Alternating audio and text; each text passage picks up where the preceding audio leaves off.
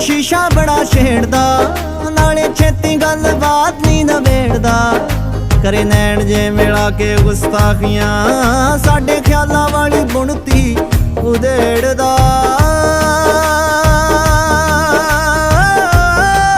ਸਾਨੂੰ ਅੱਜ ਕੱਲ ਸ਼ੀਸ਼ਾ ਬੜਾ ਛੇੜਦਾ, ਨਾਲੇ ਛੇਤੀ ਗੱਲ ਬਾਤ ਨਹੀਂ ਨਵੇੜਦਾ। ਕਰੇ ਨੈਣ ਜੇ ਮਿਲਾ ਕੇ ਗੁਸਤਾਖੀਆਂ, ਸਾਡੇ ਖਿਆਲਾਂ ਵਾਲੀ ਬੁਣਤੀ ਉਧੇੜਦਾ। ਇਹ ਤਾਂ ਖਾਹਿਸ਼ਾਂ ਦੇ ਬੂਏ ਵੀ ਨਹੀਂ ਪੇੜਦਾ। ਮੈਂ ਤਾਂ ਸ਼ੀਸ਼ੇ ਨੂੰ ਵੀ